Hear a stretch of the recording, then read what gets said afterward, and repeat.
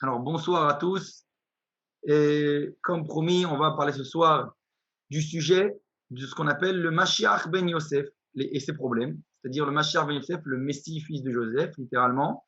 Alors, comme on sait dans la tradition d'Israël, il y a a priori, du moins, selon beaucoup de sources, deux Mashiach, qui s'appellent le Mashiach ben David et le Mashiach ben Yosef. Et on va dire que même si, bon, sans rentrer dans le sujet, parce que c'est un sujet assez complexe à part en soi, même si selon le Rambam, par exemple, dans le Mishneh Torah, il semblerait qu'il ne parle là-bas que d'un seul Mashiach. Il ne fait pas de distinction Mashiach ben Yosef, Mashiach ben David, etc. Il y a quand même des textes dans la Gemara qui le rapportent, il y a après la Kabbalah, etc. etc. Dans tous les cas, le Rambam, il y en a qui disent, qui ont voulu dire, pardon, que la raison pour laquelle il ne rappelle pas les deux, c'est parce que il avait, on va dire, une vision très ardoutite, comme on dit en hébreu, c'est-à-dire unifiée de ce personnage qu'on appelle le Mashiach. Et donc pour lui, le Mashiach ben Yosef et le Mashiach ben David, ils ont voulu dire que ça ne fait qu'un. C'est la même personne qui devait faire ces deux rôles. Ça, c'est un certain qui ont voulu comme ça expliquer le Rambam. Mais ce qui est évident, c'est que de toute façon, que ce soit le Rambam ou pas le Rambam, chez les sages, cette notion de Mashiach ben Yosef, elle existe. Et nous, ce qu'on va voir, bon, on va essayer de parler justement, qu'est-ce que c'est exactement, qu'est-ce que ça représente et quels sont les problèmes. Et c'est lié justement à notre délivrance présente, c'est lié au sionisme. On va en parler.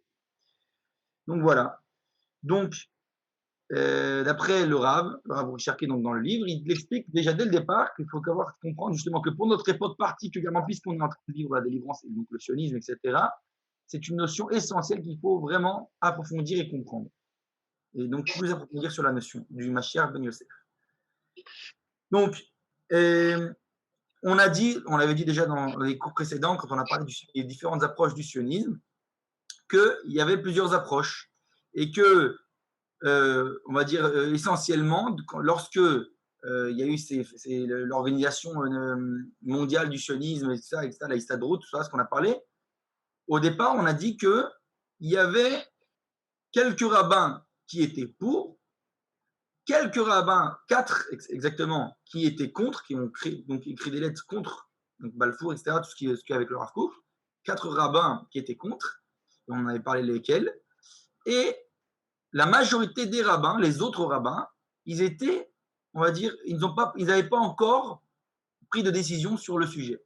Ça veut dire pour eux, le sionisme, c'était quelque chose de nouveau, c'est quelque chose qui n'existait pas dans les générations précédentes, et ils ne savaient pas tellement, ils étaient un peu dans ce qu'on appelle en hébreu la harafel, dans le brouillard, savoir qu'est-ce que le judaïsme a à dire sur le sujet. Et donc, c'est pour ça que c'était la réaction de la majorité des rabbins à l'époque, qui n'ont pas eu de position, n'ont pas pris position, ni contre ni pour, la majorité n'ont pas pris position. Et donc, ça, c'est dû justement, comme on l'a dit, comme la délivrance, lorsque ce n'était pas ce qu'on dit relatif à la génération, c'est-à-dire qu'on vit une époque où on ne se posait pas ces questions-là, parce que le sionisme n'existait pas. Alors, on pouvait vivre ça sans se poser ces questions-là. À partir du moment où ça devient une question actuelle, où le sionisme est quelque chose qui existe, qui est actuel, qui est notre quotidien, alors la question doit s'éveiller. Donc, au départ, comme on ne s'est pas posé la question dans le passé, on ne sait pas trop quoi faire, et donc il va falloir approfondir la question. Et nous, on doit l'approfondir parce que c'est justement le cœur de notre génération, c'est un sujet vraiment essentiel pour nous. Alors, une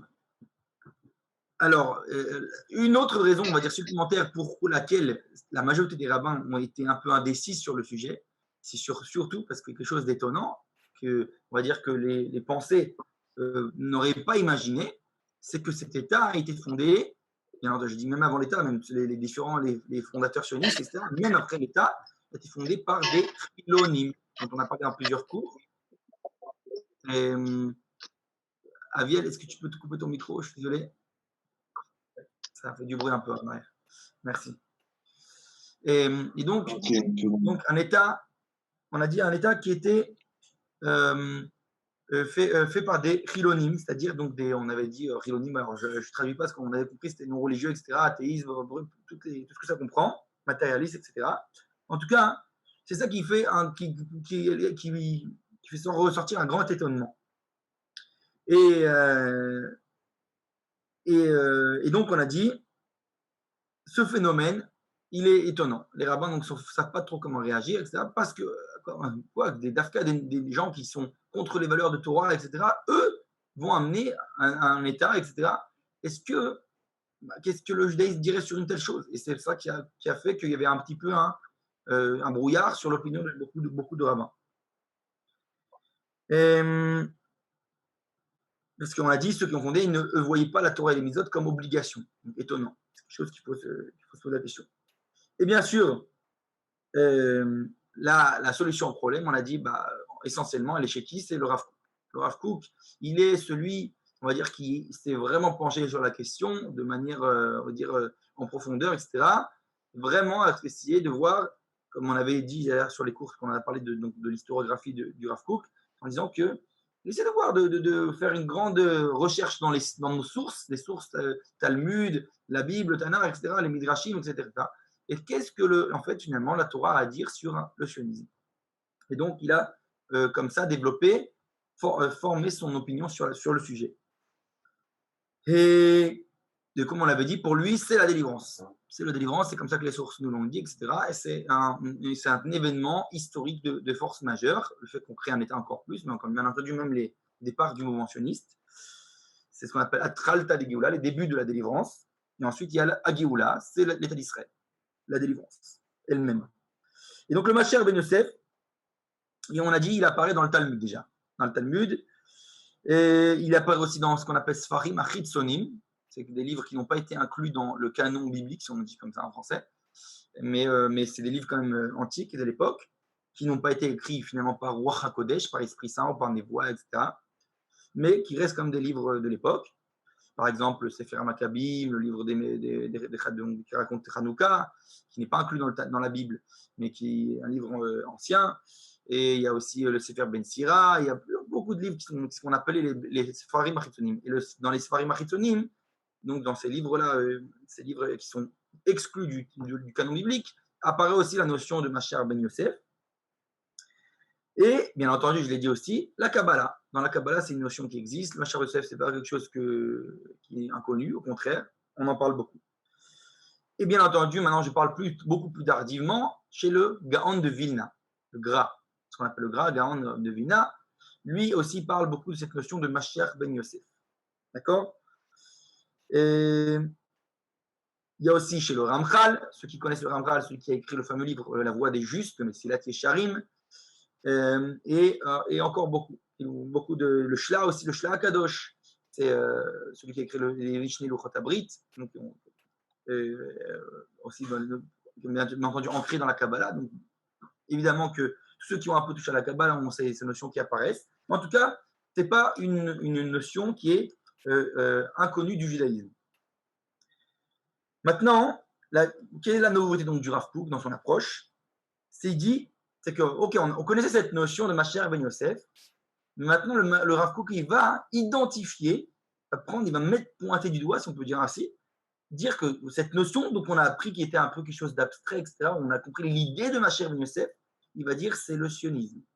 C'est le sionisme, donc Chiloni, donc nos religieux, ceux qui ont créé l'État, le début, c'est ce mouvement de retour à Sion, qui n'est pas forcément, on va dire, dans les racines, qui ne puissent pas ses racines dans la Torah et les mitzvot. Donc c'est ça la notion de Mashiach Ben Yosef. Ça, c'est le grand ridouche du Rav Kook, qui vient identifier donc cette notion dans notre actualité, dans notre réalité. Et il dit c'est l'état Chiloni. Donc cet état-là qui se fonde, c'est ça le Mashiach Ben Yosef. Alors, comme on a dit, il est précurseur du Mashiach Ben David, le deuxième qui lui sera plutôt l'état spirituel, le degré spirituel, la deuxième étape. Donc Mashiach Ben Yosef précède le Mashiach Ben David qui lui va être ajouté ce qu'on appelle, si on peut dire ainsi, la neshama, l'âme au corps. Donc l'un le matériel, l'autre spirituel. Donc selon ça, le Mashiach Ben Yosef, c'est le côté matériel, la construction matérielle de cet état physiquement.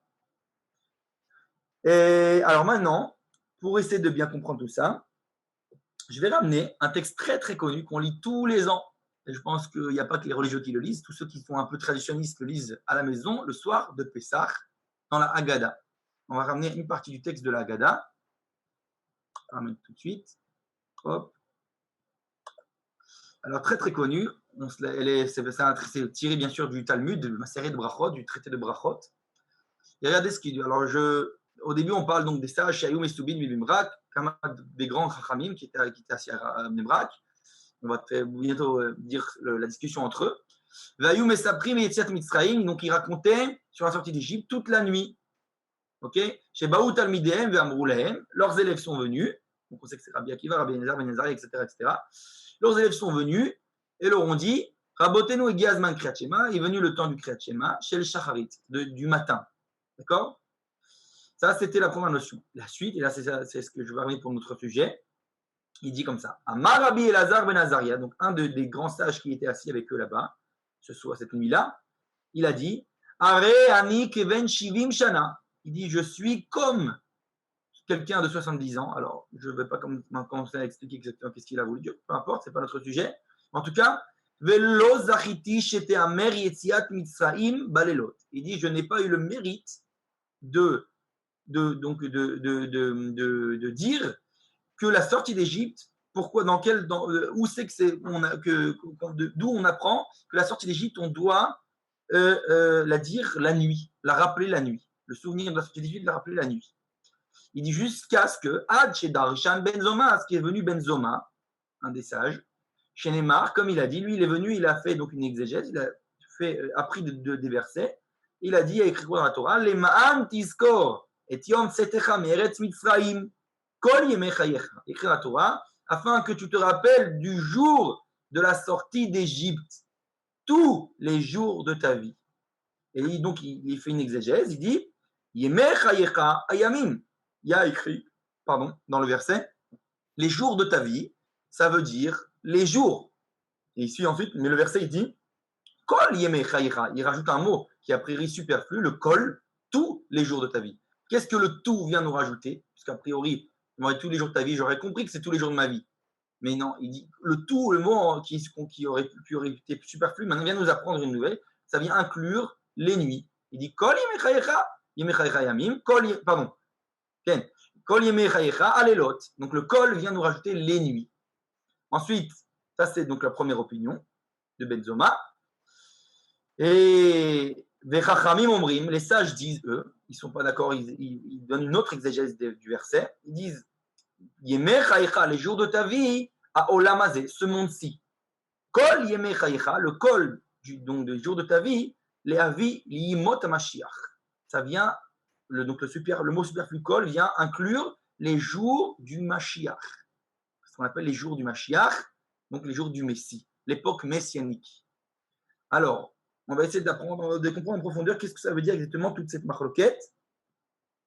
Et donc, on va voir en quoi ça touche notre sujet.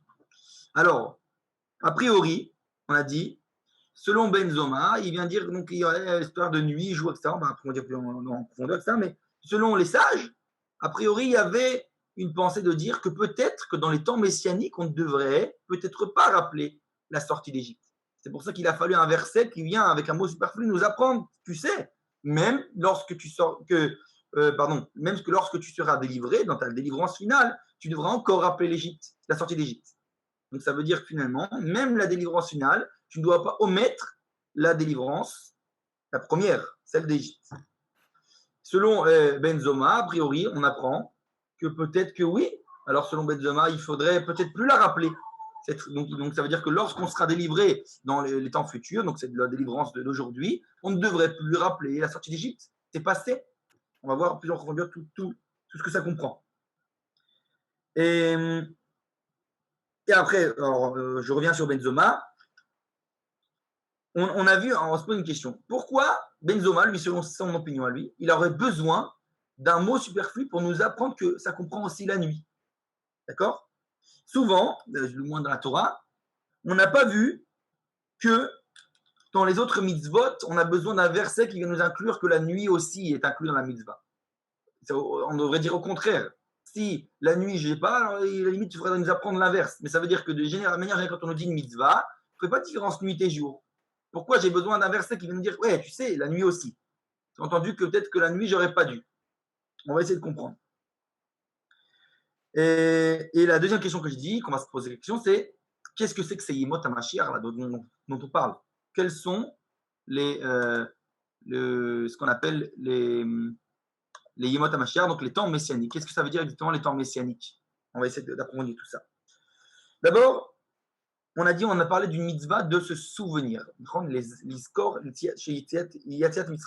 zecher, le souvenir de la sortie d'Égypte. Donc on a une mitzvah, un commandement, de nous rappeler la sortie d'Égypte. Alors, ça, ce souvenir, déjà, c'est différent des autres mitzvot. C'est pour ça que déjà, il dit qu'il y a une différence. D'abord, ça, c'est le premier opinion. Il y a une différence entre la mitzvot que je dois faire et une mitzvot de souvenir. Et donc, a priori, souvenir, il y aurait peut-être, oui, une différence. Et c'est pour ça, peut-être qu'il faudrait que j'apprenne, je vienne rajouter le fait que que j'aurais pu penser que la nuit, je n'ai pas besoin de me souvenir, que le jour. Mais non. Et donc, le verset vient nous inclure la nuit aussi. Et on va essayer de comprendre pourquoi. Alors, il explique comme ça le Rav. Il y a des choses, il dit, de manière générale, qui sont tellement imprégnées dans on va dire, la toda, comme on dit en hébreu, c'est-à-dire dans la conscience humaine collective, qu'on n'a même pas besoin de se souvenir d'elles. On n'a pas besoin de les commémorer par un rappel quelconque, par un jour de commémoration ou quelque chose comme ça. Parce que c'est des choses qui sont tellement que l'humanité a acquises, qu'on n'a même pas besoin de les rappeler par un jour spécifique. C'est évident que l'humanité ne les oubliera pas. Alors que, inversement, il y a des choses qui, a priori, il y a peut-être un danger que l'humanité oublie, que la conscience collective oublie ces événements ou ces choses se passer. Et donc, on a besoin d'un rappel, d'un souvenir, on a besoin d'un commandement, d'un jour, de quelque chose, d'un rappel, de quelque chose extérieur qui va nous dire, tu sais, il faut te rappeler. Alors, je donne un exemple des choses qu'on n'a pas besoin de se rappeler. Par exemple, l'invention de la roue, il nous donne le Rav. Il y a des choses des inventions qui ont changé l'humanité tout entière, qu'on n'a pas de danger qu'on va oublier un jour et revenir en arrière. Pourquoi? Tout simplement parce que c'est pas possible de penser qu'un jour l'humanité voudra revenir à un état primitif, dire allez, on va revenir à l'âge de pierre et on va se débrouiller sans roue, etc. Donc, il faut bien comprendre qu'il y a des choses que l'humanité a acquises, maintenant ça le va de soi, comme on dit en français. Il va falloir, on vit avec, et donc c'est acquis. Je n'ai pas besoin de quelconque jour pour dire on va commémorer le jour de l'invention de la roue. On n'a pas besoin, parce que c'est évident qu'on ne reviendra jamais en arrière sur ce point-là. Et par contre, comme on a dit, inversement, il y a des choses aussi que oui, il y a toujours un danger. C'est sous le temps le fameux, un des grands dilemmes d'actualité, ceux qui essayent souvent de dénigrer la Shoah, par exemple, dénigrer l'Holocauste. Alors on peut se dire, mais pourquoi c'est tellement important de se rappeler l'Holocauste? Ils se diront.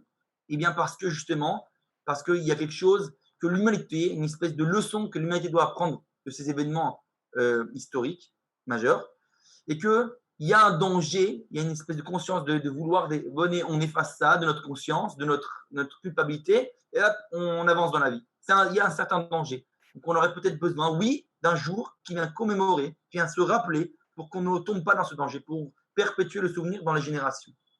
Eh bien, dans le même contexte, c'est la mitzvah qu'on nous incombe de nous souvenir de la sortie d'Égypte. Parce qu'a priori, il y a peut-être un danger que sortie d'Égypte, c'est pas un événement qui a tellement changé le cours de l'histoire.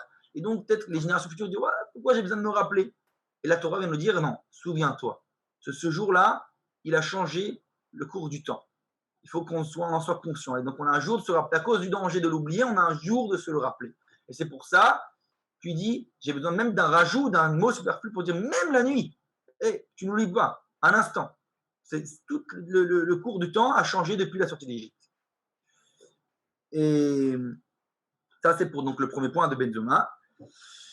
Et donc, alors, c'est quoi ce danger finalement? Pourquoi il y a un danger que ce soit oublié? Parce qu'a priori, comme on a dit, pourquoi c'est pas acquis complètement? Parce que ça veut dire, il y soit entendu que apparemment, il y aurait eu quelque chose lors de la sortie d'Égypte qui n'ait pas été terminé, qui n'ait pas été complété. Si l'événement historique de la sortie d'Égypte avait été arrivé à terme, alors peut-être on n'aurait plus ce danger-là de l'oublier, etc., etc. Et donc on n'aurait pas besoin d'un souvenir. Le fait qu'on ait un souvenir, c'est parce que cet événement n'est pas arrivé à son terme. Il a encore une partie de réalisation qui n'a pas été réalisée. Et donc, il y a le danger de l'oublier, et puisqu'il y a le danger de l'oublier, donc j'ai l'obligation de me souvenir, de le commémorer. D'accord? Donc ça, c'est la première idée. Eh bien, et donc cet avènement, si on peut dire, de ce projet de la sortie d'Égypte sera finalement achevé que lors des temps messianiques. D'accord? Ça, c'est le premier point. Donc, ça veut dire, et là, on va essayer de tourner la phrase autrement maintenant de ce qu'on a expliqué jusque maintenant, que on doit se souvenir de la sortie d'Égypte afin de pouvoir arriver au temps messianique. Je l'ai dit inversement. C'est-à-dire qu'on a dit jusque-là que c'est la sortie d'Égypte, on va se souvenir parce qu'elle n'a pas pris de terme, il y a danger de l'oublier, parce que ça sera achevé que lors de la sortie d'Égypte. Pardon, que lors de la délivrance finale du temps messianique. Mais là, on dit maintenant, en fait, c'est, comment dire, cause et effet. Inversement, c'est-à-dire que finalement, si je ne me souviens pas de la sortie d'Égypte, donc du départ, du processus, je ne pourrai pas arriver au temps messianique. C'est l'inverse. On a besoin, les deux, on va dire, les événements s'englobent l'un dans l'autre. Et alors, comme ça, je vais rappeler vaguement, oralement, les enseignements du Rav Cherki sur ça. Comme on sait que la sortie d'Égypte, c'est écrit dans la Torah, on avait dit plusieurs fois, on le répète, que Yetziat Mitzrayim, on dit la sortie d'Égypte, et pas la sortie de l'Égypte. Ça veut dire pas Yetzia mi Mitzrayim. Ça veut dire que finalement, l'Égypte aurait dû sortir aussi. L'Égypte qui était la civilisation qui représente l'humanité tout entière, en fait. Finalement, la délivrance aurait dû être pas seulement pour l'homme Israël, mais aussi pour les nations tout entières. Historiquement, cela ne s'est pas produit. Il n'y a que le peuple d'Israël qui est sorti, avec ce qu'on appelle le Asaf Souf, le Revrav, ce que en français, je ne sais plus comment on dit, ceux qui sont ajoutés au peuple d'Israël qui faisaient partie des nations, mais c'était une minorité. La majorité des nations ne sont pas sorties d'Égypte, n'ont pas été délivrées. Et donc, l'événement messianique, finalement, c'est amené la délivrance pour le peuple d'Israël, mais aussi pour l'humanité entière. Donc, de là, on avait parlé, vous vous rappelez, du sionisme qui est avant tout un mouvement universel. C'est-à-dire, oui, c'est un mouvement national de retour sur sa terre, mais c'est un mouvement national qui vient pour donner la rédemption à l'humanité tout entière. Donc, le sionisme est aussi une dimension universelle. Et donc, ça, c'est le terme de l'avènement messianique. Alors, maintenant, jusque-là, on a parlé, ça, c'est sur l'opinion de Benzoma. On avait dit, mais alors, qu'en est-il des sages? Que les sages, eux, selon eux, a priori, les temps messianiques, on pourrait dire, on n'a pas besoin de rappeler la sortie d'Égypte. Alors, comment expliquer tout ça? Eux, ils disent, on va peut-être. Non, pardon, excusez-moi, inversement. Que les sages, eux, ont dit que j'aurais pu penser qu'il ne faut pas rappeler la sortie d'Égypte lors des temps messianiques. Et donc, c'est pour ça que le verset vient nous ajouter le mot superflu. Et, alors, pour comprendre ça, je vais ramener cette fois un verset de la Bible, du livre de Jérémie, Yirmiyahu, qui explique justement cette pensée, a priori, qu'on aurait pu dire que dans les temps futurs, on n'aurait plus besoin de rappeler la sortie d'Égypte. On ramène le livre, le Yirmiya, je vais partager le texte tout de suite. Hop. Regardez bien, ce verset, il dit comme ça, dans le livre de Yirmiya, Lachen, ine yamim baim neum Hashem. Il dit, c'est pour ça ainsi viennent des jours, parole de Dieu. Velo yomru od chai Hashem asher ela et ben Israël, me'eretz Mitzrayim.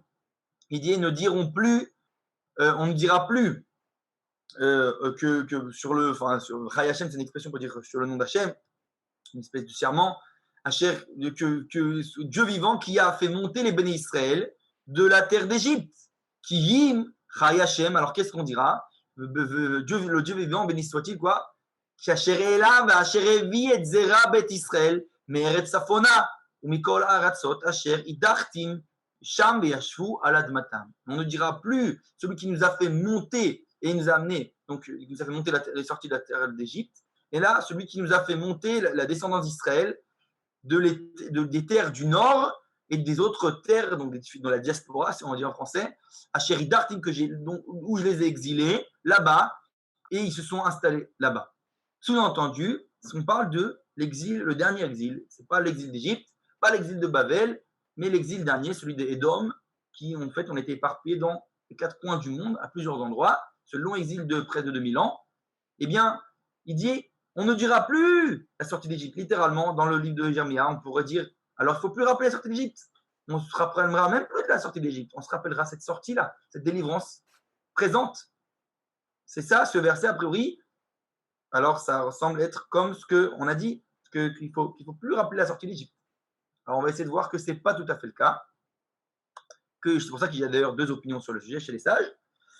Et donc les sages, apparemment, ils viennent justement repousser cette avamina, cette pensée-là, que j'aurais pu penser qu'il ne faut pas rappeler. Donc, a priori, ça contredit ce verset de Yirmiyahu. Et d'ailleurs, c'est l'opinion de Benzoma.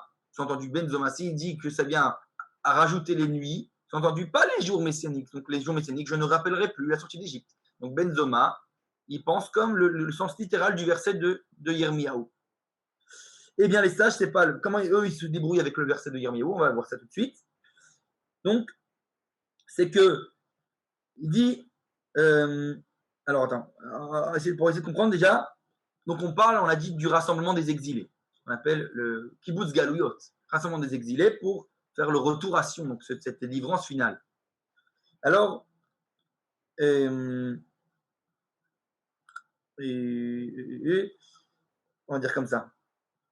La question qu'on doit se poser d'abord, c'est quand on parle de retour des exilés, donc le retour, c'est ce mouvement sioniste, si on peut dire, ce retour à Sion, ce retour en terre d'Israël.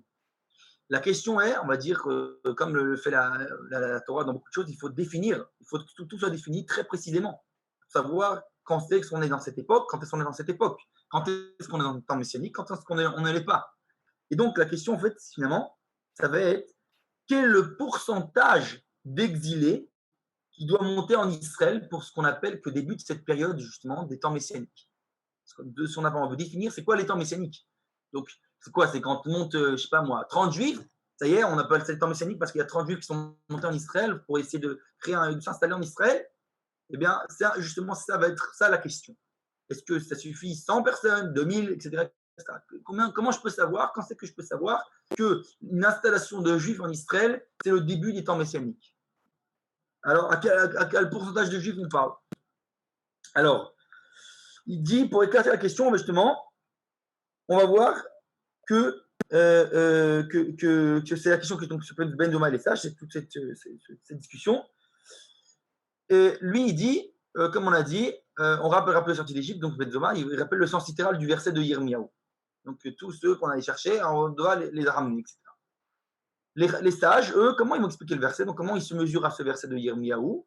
Ils vont dire tout simplement que le verset ne veut pas dire qu'on ne rappellera plus du tout l'Égypte. C'est que la sortie d'Égypte deviendra secondaire. Et ils vont amener des exemples. Parce que comme ils disent quelque chose qui a priori contredit le sens littéral, ils ont besoin de ramener des exemples de la Bible elle-même, où parfois il y a écrit le langage lo'od, qui ne sera plus, pas encore appelé comme ça, mais comme ça. Et on va donner un exemple très connu de la Bible, il ramène, c'est avec ce qu'on appelle justement les noms de Yaakov. Alors, avant de continuer pour expliquer ce qu'on appelle avec le nom de Yaakov, comment, quand Yaakov il a reçu ce nom Israël, ils définissent déjà, selon cette définition des sages, on voit bien, il veut définir que c'est quoi, ce que ça veut dire la différence entre Yemot HaMashiach, donc les temps messianiques, et Olam Hazé, parce qu'ils ont dit, il faut une partie du verset pour nous inclure ce temps, c'est Olam Hazé, ce monde-ci, et une partie pour nous dire Yemot HaMashiach. Alors, il y a, dans le Talmud aussi, on nous rapporte cette notion-là, que les sages nous disent, Shmuel, donc un des Amoraïm du Talmud, il nous rappelle cette memra, d'ailleurs, qui est même tranchée dans la halakha, dans le Rambam, chez le Rambam, dans le Mishneh Torah, qui dit, En ben haolam hazeh le olam haba, ela shi'ibud malchuyot bilvad. Ça veut dire, il nous dit, il n'y a pas entre ce monde-ci et les temps messianiques, qu'est-ce qui vient différer, quelle est la période intermédiaire, comment je sais quand je suis passé du Olam Hazé au temps messianique, ça veut dire c'est quoi le switch, donc cette question dont on s'est posée, combien de juifs doivent monter, etc. C'est quand j'ai défini que ces temps messianiques ont commencé ou pas. Il disait chez Iboud Malchuyot Bilvad. Ça veut dire la seule différence, c'est le joug des nations sur nous. Tu as entendu, dans ce monde-ci, donc il dit, l'exil, j'ai encore le joug des nations sur nous. On va dire ça en termes d'aujourd'hui, c'est-à-dire que nous ne sommes pas indépendants. Il dit, lorsque le joug des nations n'est plus sur nous, on commence la période messianique. Sous-entendu, indépendance de l'État d'Israël. Donc ça, c'est la définition.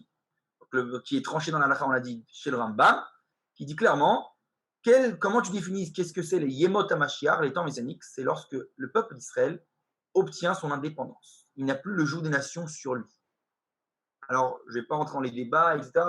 Il y en a qui diront, ouais, c'est quoi cette indépendance? C'est pas une indépendance complète, etc. Mais concrètement, tout simplement, littéralement, indépendance, ça veut dire que nous sommes maîtres de nous-mêmes sur notre terre. On n'a plus on va dire, un roi ou quelconque, un dominant, un dirigeant, un gouvernant qui nous gouverne. On s'autogouverne. L'indépendance, c'est ça la définition des temps messianiques. Donc de là, on avait dit que la délivrance, c'est la création de l'État d'Israël. Et avant ça, les Balfour et compagnie, toutes les déclarations, c'était Atral Tadegeoula, les débuts de la délivrance, qui va amener le processus finalement de l'indépendance de l'État d'Israël. Mais donc, d'abord, on comprend de là la définition que le temps messianique, cette délivrance, c'est l'indépendance de l'État d'Israël.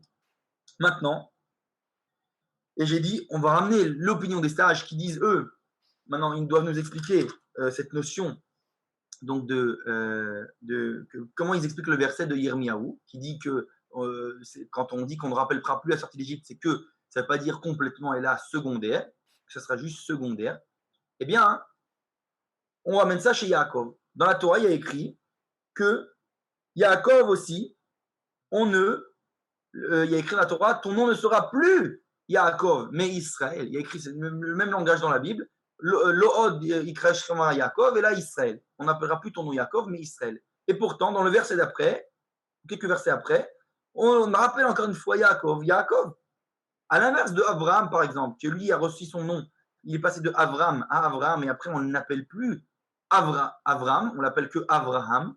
Lui, Yaakov, lorsqu'il reçoit son deuxième nom Israël, la Torah elle-même continue finalement de l'appeler, oui, Yaakov parfois Israël, parfois Yaakov. Donc les sages disent, voilà la preuve. Tu vois, il y a écrit, on ne l'appellera plus. Et pourtant, la Torah continue de l'appeler. C'est juste pour te dire que finalement, le nom Israël devient le nom essentiel et le nom Yaakov devient secondaire. C'est ce que cela veut dire que les sages, quand la Torah vient dire Kol Od ne sera plus appelé, ça veut dire pas plus complètement, ça devient secondaire. Et bien, ils disent pareillement dans le verset de Yirmiyahu, quand il est écrit on ne dira plus le Dieu qui nous a fait monter d'Égypte, c'est pas qu'on ne dira plus complètement, c'est que la sortie d'Égypte deviendra secondaire. Donc l'opinion des sages, c'est-à-dire que même lorsque nous serons délivrés dans la délivrance finale de nos jours, dans l'indépendance de l'État d'Israël, on a encore l'obligation de rappeler la sortie d'Égypte, mais elle devient secondaire face à la délivrance présente. D'accord? Ça, c'est la première notion.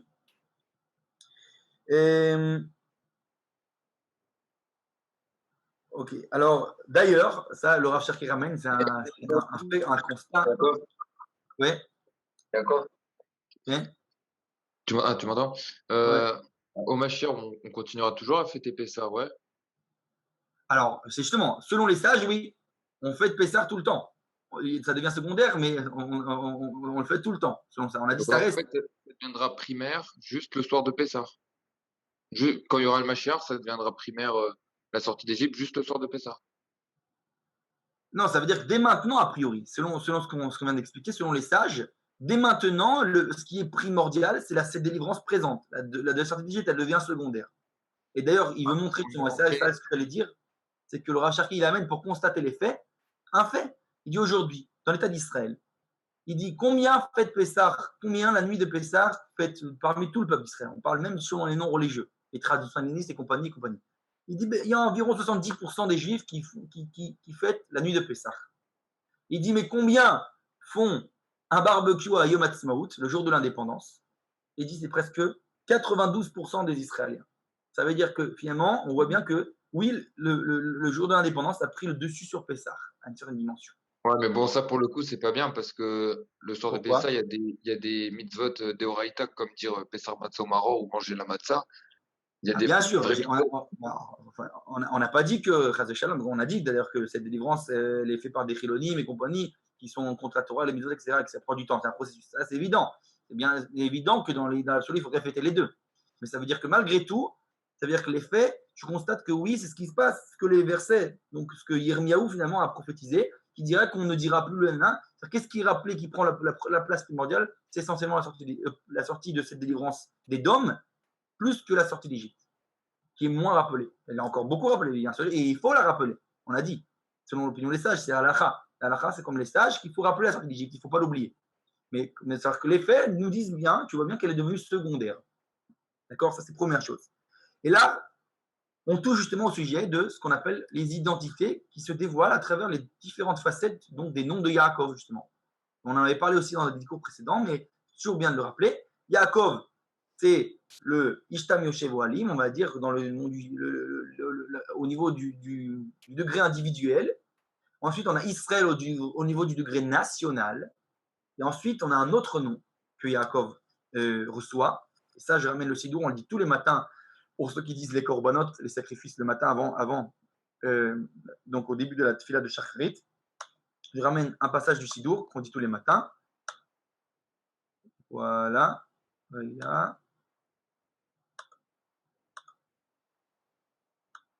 Voilà. Alors, on dit comme ça, je commence à la fin de la ligne. Aval anachnu, amcha bene britecha. Donc, nous, ton peuple, les fils de ton alliance. Bene Avraham oavecha, les fils d'Abraham, ton aimé. Shenishbata lo be'ar Moria, que tu lui as juré au mont Moria. Zera Yitzhak, la descendance de la semence d'Yitzhak, Akedecha, celui qui t'a été attaché avec l'Akeda. Shene'ekad al gabe amizbar, qui a été attaché sur l'autel, A-U-T-E-L. Hadat Yaakov bincha bechorecha, la communauté de Yaakov, ton fils, ton premier-né, chez Me'avtecha, chez Avtaoto, de l'amour que tu l'as aimé, ou mistimchatecha, chez Samartabo, et de la joie dont tu t'es réjoui de lui, Karata Shemo, tu as appelé son nom, Israël Veyeshurun. Tu l'as appelé Israël, mais aussi tu lui as rajouté un nom, Yeshurun. Ok? Donc, ça vient nous expliquer qu'il y a 3 dimensions dans l'identité de Yaakov. Et comme on a dit, comme on l'appelle le patriarche, c'est précurseur en fait finalement des 3 identités qui apparaissent dans le peuple d'Israël, chez nous-mêmes. Bref, qu'on parle longuement, et j'en ai parlé souvent dans les cours, on en reparlera le temps qu'il faut, c'est quelque chose de primordial. Et c'est représenté par ce qu'on appelle 3 mouvements primordiaux qui existent aujourd'hui dans la société israélienne, qui sont les religieux, ça représente le Yaakov, les nationalistes de droite, c'est Israël, et les, on va dire, si on peut dire cosmopolites, de gauche, etc., universalistes, humanistes, bref, en tout cas, ceux qui mettent les nations du monde avant tout, qui sont le côté membre du monde, de l'humanité. Et donc ces 3 dimensions doivent se jongler, vivre en harmonie. Jusque-là, il y avait différentes interactions. Et donc on a tout un passage. Donc lors de notre délivrance, on a ce processus qui va se produire en nous.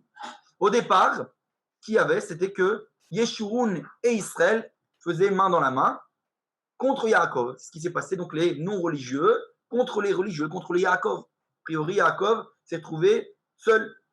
Donc, il y avait cette question, est-ce que je prends part à ce sionisme, prends pas part à ce sionisme, etc., etc. Donc, chez les religieux. Et doucement, doucement, avec le temps, on va voir justement que ça va commencer à avoir un inversement des tendances.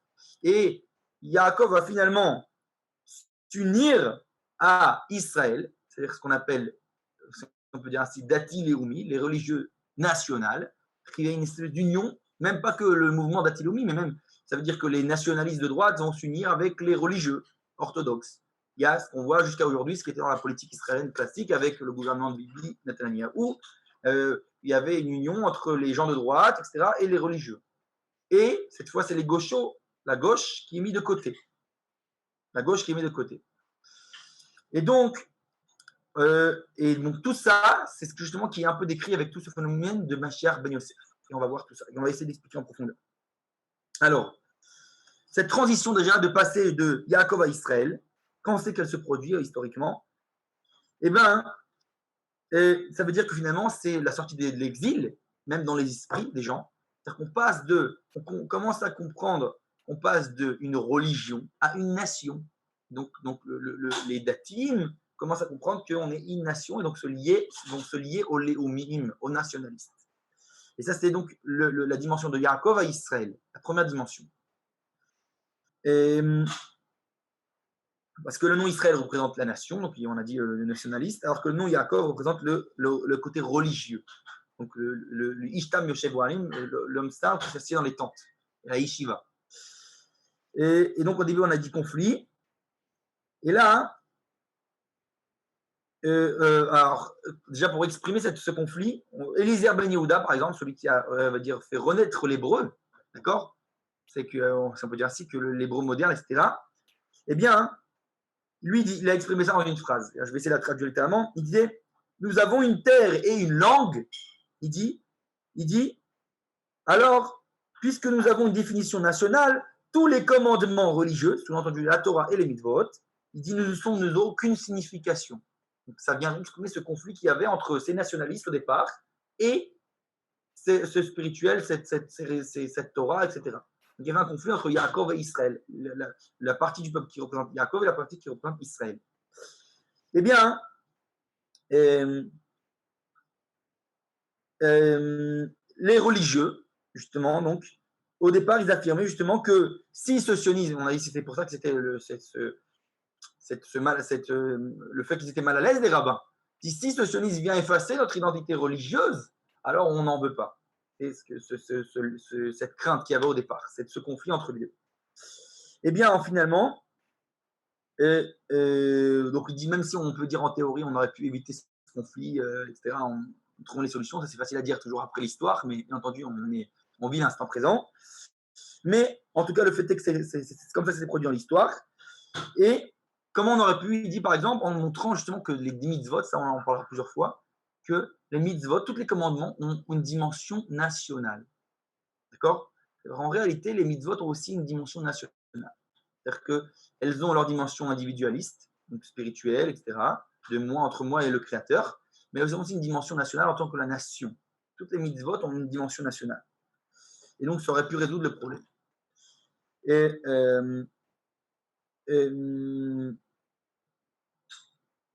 voilà. Et maintenant, malgré tout, ce fameux Eliezer Ben Yehuda qui, lui, a ressuscité l'hébreu, eh bien, malgré tout, il a quand même, il faut le rappeler, qu'il a quand même ressuscité l'hébreu, qui est quoi? Quelle est cette langue, l'hébreu? Il aurait pu dire, bah, si ton intérêt, c'est l'identité nationale et c'est tout, eh bien, pourquoi la langue de l'hébreu? Cette langue hébreu, c'est la langue du Kodesh, la Shona Kodesh. C'est-à-dire que même inconsciemment, dans leur résurrection nationale, dans les racines de ce nationalisme, se trouve enfouie la racine de l'identité hébraïque profonde qui lie, elle, de toute façon, à Yaakov. Et donc, c'est pour ça que finalement, c'est un fait, qu'il le veuille, qu'il ne le veuille pas, il a racheté une langue qui est elle-même ancrée du Kodesh, de la Gdusha, de la sainteté, du spirituel. Et bien entendu, ce sionisme est un mouvement qui revient, comme on l'a dit, et on le sait tous, que l'histoire a prouvé, qu'ils ont refusé, d'ailleurs ça, il faut tout le temps le rappeler, lors de la proposition de Herzl de l'Ouganda, ce n'est pas les religieux qui se sont opposés. Au contraire, les religieux étaient d'accord, ont accepté la proposition de l'Ouganda, de Herzl. Ceux qui ont refusé la proposition de l'Ouganda, c'était d'Afka les non-religieux. Les non-religieux. Ça veut dire que finalement, même ce sionisme national là, qui s'est réveillé contre la Torah et les mitzvot, quelle terre il demande? La terre d'Israël. Eretz HaKodesh, la terre du Saint. S-A-I-N-T. Donc ça veut bien dire qu'inconsciemment, ils ne se rendent pas compte qu'ils viennent ressusciter un certain nationalisme, oui, mais qui n'est finalement dans son essence pas totalement détaché du spirituel. Puisque la langue qu'il ressuscite, c'est l'hébreu, la Lachon HaKodesh. La terre qu'il réclame, c'est Eretz HaKodesh, la terre sainte. Donc ça, il faut bien en avoir conscience, même si eux, ils n'en ont pas eu conscience de manière évidente. Et d'ailleurs, un autre point, encore une fois, qui vient de montrer que finalement ce mouvement de résurrection nationale est quand même lié, prend ses racines dans le spirituel, c'est que ça a été fondé dans la loi de l'État d'Israël que le jour shabbatique, ça reste le jour du Shabbat. Ils n'ont pas été influencés de l'Occident à ce niveau-là, de dire c'est le Yom Rishon, le dimanche, etc. Ils ont bien choisi le Shabbat comme jour de repos national. Donc ça a été gravé dans la loi. Ça fait partie de la loi officielle des fondements de l'État d'Israël. Alors, je ne vais pas ouvrir le sujet qu'aujourd'hui c'est très remis en question, etc., etc. Peu importe. En tout cas, le fait est que pour l'instant, c'est la loi, ça fait partie de la constitution de l'État d'Israël. Et donc, encore une fois, c'est bien que le jour qu'ils ont choisi pour repos national, lui aussi, puis c'est sourd dans le Kodesh, le Shabbat Kodesh, le Saint Shabbat. Donc, encore une fois, inconsciemment, ils font que prouver que la Sgoula d'Israël, dont on a parlé, cette notion particulière du peuple d'Israël, cette notion de dimension très élevée, se dévoile même à travers eux qui, a priori, prétendent le contraire, prétendent être au nom du rejet de la Torah des mitzvot. Et, et donc, le jour de l'indépendance, la création de l'État d'Israël, finalement, historiquement, c'est le jour où finalement Israël, la dimension d'Israël, elle l'a emporté sur Yaakov, sur le religieux, les religieux. Les nationales l'ont emporté sur les religieux. Ils ont réussi. Ils ont créé un État.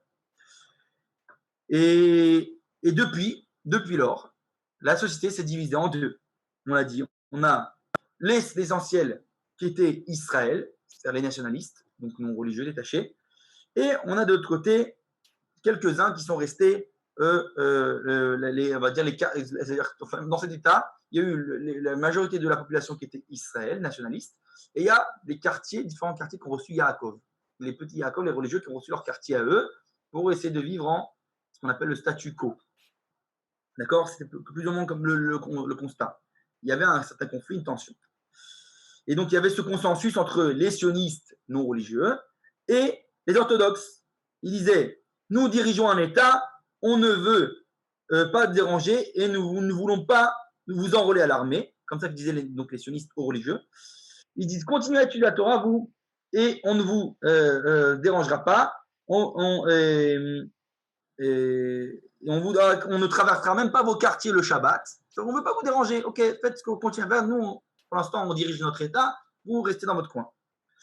Et tout le monde était satisfait, ce qu'on appelle le statu quo. Les religieux sont contents, on ne se mêle pas de cette politique, tout ça, etc. Au départ, c'était la situation. On reste à l'extérieur et donnez-moi ce qui me revient et vous faites vos affaires. Dirigez votre État. C'était le consensus, plus ou moins, qu'il y avait. Jusqu'à ce que quoi? Quel événement qui va changer la photo? C'est 1967, la guerre des 6 jours. Tout d'un coup, il y a un événement historique qui prouve que le Yaakov ne peut pas se débrouiller sans Israël et inversement. Il y a quelque chose qui va les relier ensemble. La guerre des 6 jours, pourquoi? C'est le Tzahal, donc l'armée d'Israël, qui est une armée à l'époque essentiellement chiloni, donc non religieuse, qui va libérer la vieille ville et le mont du Temple, qui sont, comme on a dit, des lieux qui coulent de source de la Kedusha, de la sainteté. C'est plus le simple Israël, le Tel Aviv, j'allais dire même Natania, etc. C'est Yerushalayim, c'est le mont du Temple. C'est des lieux qui, par excellence, représentent la sainteté. Ils vont aussi délivrer ailleurs, on sait tous, Jéricho, la Judée-Samarie, etc., etc. Le plateau du Golan, le Gaza, le Mont Sinaï, etc., etc. Et donc, finalement, tout ça, ça vient représenter que dans la conscience d'Israël, ça retentit que l'idée, en fait, quoi? C'est lié au Kodesh. La voix de séjour vient nous lier au Kodesh. Okay, on sait tous les histoires des fameux parachutistes qui sont arrivés au côté en pleurant. Il y a une dimension qui les dépasse, la dimension du Kodesh. Et donc, il dit, depuis ce jour, depuis la guerre des 6 jours, finalement, ce qui se passe jusqu'à aujourd'hui, c'est donc l'État d'Israël se trouve en perpétuelle recherche de son identité. Puisque Yaakov et Israël se sont rencontrés, il y a eu un mifgash, une rencontre. Et donc, ça pose la question, qui on est véritablement? Qui c'est ce Israël, ce Yaakov? Il y a une espèce de dualité intérieure entre nous, à l'intérieur de nous-mêmes. Et donc, une partie de la société israélienne, elle a senti le besoin de se réconcilier Yaakov et Israël, comme on l'a dit. Donc, le nationalisme avec le côté religieux. C'est ce qui s'est passé beaucoup. Et donc, ils ont créé, par exemple, ce qu'on appelle le Gush Emunim. C'est des mouvements qui étaient des mouvements religieux sionistes. Un mouvement sioniste religieux et national. Et donc, cette fameuse, on va dire, frontière qui séparait jusque-là Yaakov et Israël change de ligne et elle va se déplacer cette fois et ça détache cette fois ça va rester. Ce qui a séparé jusque-là, ce qui séparait Yaakov d'Israël, donc le nationalisme du côté religieux, c'est parce que aussi on avait dit que Israël était avec Yeshurun. Le côté cosmopolite, universel, etc., était lié au côté national à l'époque. C'est pour ça que, on va dire, les plus sionistes, idéalistes à l'époque, il y avait aussi des gens de gauche, des kibbutzniks, des gens de kibbutz, etc. Cette idée communiste, des Ben Gurion, etc., etc. Et ça ne faisait pas de contradiction. Jusqu'au jour où le sionisme national s'est relié au côté religieux, ils se sont détachés des cosmopolites de l'universel. Donc c'est cette brisure, si on veut dire, cette fissure, cette fois qui vient entre le Yaakov Israël et le Yeshurun qui représente le côté universel, la gauche. On peut dire aujourd'hui la gauche et l'autre côté, la droite et les religieux. Et maintenant, donc ça, je l'ai expliqué assez clairement. Le Rav Kook, bien sûr, il élargit sur la question, mais je ne vais pas ramener ça tout de suite maintenant. Et on va justement parler, ça c'est lié au Mashiach ben Yosef, ça c'est lié donc, au Mashiach fils de Yosef, cette brisure, cette cassure qu'il y a donc lorsque cette séparation de la gauche à l'autre côté. Pourquoi? Parce que justement, finalement, cette brisure est liée au fait que Mashiach ben Yosef, donc, qui représente ce sionisme-là, ce sionisme non religieux, au départ incluait en lui, on avait dit, nationalisme et kibbutz, etc., cosmopolitisme, etc., etc. Et tout d'un coup, cette brisure fait que ce qui va se passer, c'est que, je vais expliquer comme ça, cette brisure va faire que Yeshurun, tout d'un coup, va se sentir, on va dire, si on peut dire, va commencer à se battre, puisqu'il se battre contre le côté national, finalement. C'est-à-dire que le côté cosmopolite, puisqu'il n'est plus attaché au nationalisme, à la droite, alors maintenant, ça va devenir son ennemi principal. C'est-à-dire que c'est plus comme avant. Jusque-là, ils se battaient tous les deux contre les religieux. Maintenant, les religieux deviennent l'ennemi secondaire, si on peut dire ainsi.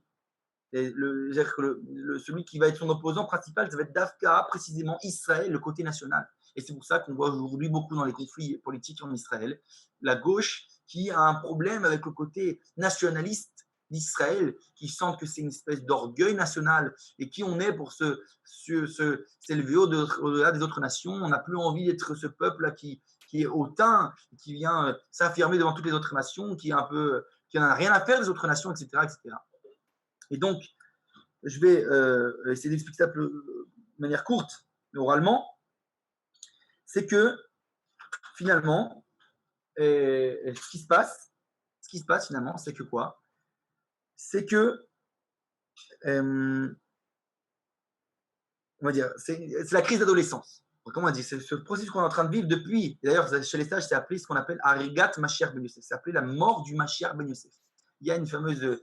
Les sages des kabbalistes disent il y a un potentiel moment où le Mashiach ben Yosef peut être tué par Harimolus Aracha, par une espèce d'image de Harimolus, un nom romain, qui a un rachat, un mécréant. Ça veut dire quoi? C'est quoi cette idée de Kabbalah? Ça veut dire que oui, ce cosmopolitisme, donc s'il est attaché au nationalisme, il est au départ, il est le processus, mais dès qu'il se détache, ça devient un danger. Il y a un danger que l'idéalisme tombe.